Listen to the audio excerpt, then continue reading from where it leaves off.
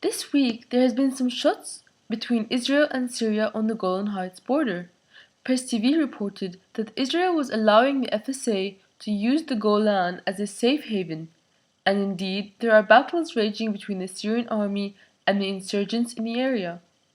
A mortar landed in the Golan Heights near an illegal settlement. It is impossible to ascertain if it was a government or rebel mortar, but the Syrian tanks did cross into the demilitarized zone for the first time since 1973 and stayed there for 3 days. The Golan Heights is not Israeli territory. It is internationally recognized Syrian land that was occupied by Israel in 1967. It is not in Israel's interests to start a war in Syria. They would much prefer things to go as planned and Syria destroy herself. Israel could have started a war with Syria over the tank crossing the demilitarized zone, but instead went crying to the UN that did nothing. But Israel has to save face and act provocative lest it be seen as weak. For this reason, they claim to have fired a warning shot at Syria after the mortar fell. Later, they claimed to fire a missile and score a direct hit against Syrian mortars that almost hit an Israeli patrol. But Syria denied that any military vehicle was hit. The latest lie is that Syria has backed down at the UN. If we recall, Turkey tried to claim the same thing after its border incident with Syria, only to be exposed as a liar. The fact that the Syrian insurgents and Israel are jointly attacking Syria give credence to everything I'm about to say in this pre-recorded video. Hi everyone, it's Syrian Girl here. This video is going to provide unequivocal factual evidence that the FSA or SNC or Syrian rebels, whatever their name they're going by, basically the Clinton-sponsored opposition in Syria, are on the same side as the Zionists. I've previously done a similar version of this video explaining the contents of an article that I wrote about the subject, but I thought I could do a much better job with adding graphics and video. I really must stress this point because so many so-called anti-Zionist groups have been tricked into backing a Zionist agenda in Syria under the disinformation that Israel secretly wants Assad to stay in power because it's safer for Israel. But the evidence that I'm about to show is hopefully going to put all that to rest. So, here we go. Starting from the very top, the Zionist lobbyists are supporting the insurgency inside Syria.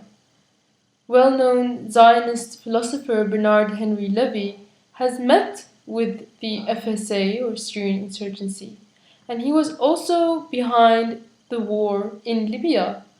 He was one of the spearheads of the NATO aerial bombardment of that country.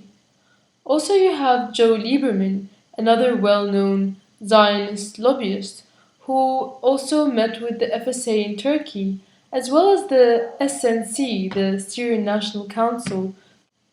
This SNC puppet regime that the US is trying to install in Syria has made no secret of the fact that it is pro-Israeli.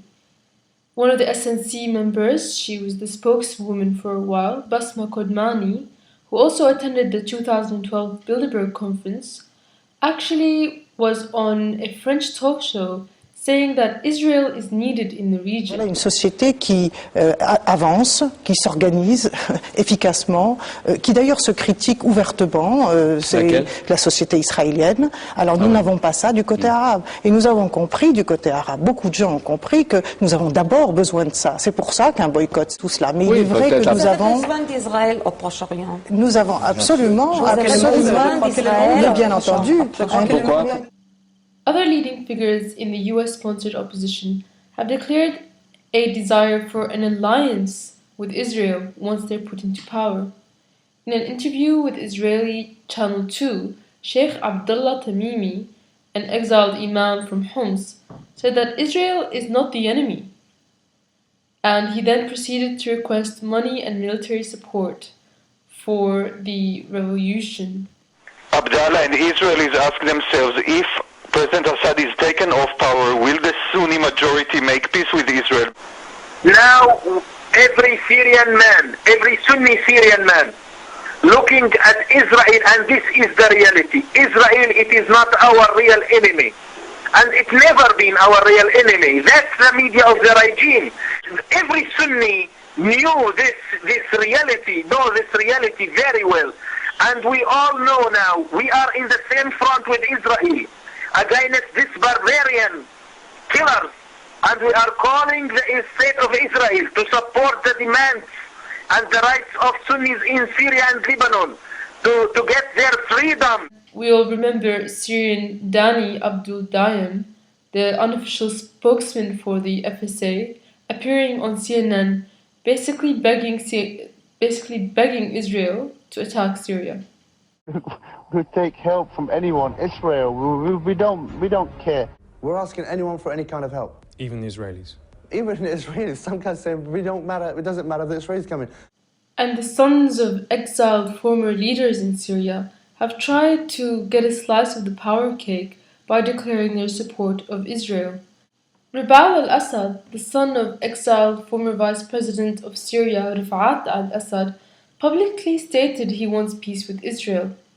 And also the son of the former Syrian prime minister Nafal al-Dawibi, also in exile, said in an interview on Israeli radio that the Syrian people want peace with Israel. Itzhak Herzog, who was an alternate on Israel's Foreign Affairs and Defense Committee, said that the Syrian opposition leaders secretly told him that they want peace with Israel after the Syrian president is deposed. Another Syrian oppositionist, Abdul Hamid, spoke to Israeli media Ynet News about future peace with Israel. He also worked for the Brookings Institute, the think tank that planned the war on Syria. It's always claimed that Israel fears an Islamist threat. However, the Muslim Brotherhood, the biggest group in the opposition run by Clinton, has publicly stated that they want a negotiated settlement with Israel. And the Israeli government themselves have said that they would like to see the fall of the Syrian government. Israeli President Shimon Peres said that the world had to get rid of Assad. Israeli Vice Prime Minister Shoal Mufaz urged the world powers to mount a Libya-style regime change in Syria. And Israeli Defense Minister, the infamous Ehud Barak, called for the world to act to remove Assad. Anything from providing them with weapons to creating a free areas along the border so that people can concentrate there. The toppling down of Assad will be a major blow to the radical axis, major blow to Iran. It doesn't require much thought to realize that breaking up Syria and Iran ties and weakening Syria's military is going to be beneficial to Israel, Syria's longest-standing enemy. Israeli Intelligence Minister Dan Mirador has supported attempts to overthrow the Syrian president, arguing that it would break Iran-Syria ties and hence be beneficial to Israel. An Israeli Deputy Foreign Minister, Dani Ayalon, accused the world of wrongdoing for failing to act against the Syrian government, and then offered Israeli assistance for Syrian refugees, a thin euphemism for arming insurgents on the Turkish border. Meanwhile, so many Israeli weapons have been found in Syria being used by the insurgency. But you still have people who insist on the delusion that Israel has no stake in Syria, that they do not want to see the Assad government fall. NATO and Israel rely on this myth, because without it they would have a lot of trouble getting new recruits from foolish people who don't realize that they're serving Israeli agenda. In fact, this was spelled out explicitly in the US intelligence document called Guide to the Syrian People, where it is said the conspiracy theory that Assad is secretly allied with Israel can be exploited to create a civil war. But after this video, I hope it is crystal clear that it is the opposition who are in league with the Zionists. Israel occupies Syrian land, the Golan Heights, where Syrian people still reside. Allying with the Zionist entity is pure treason in the highest form.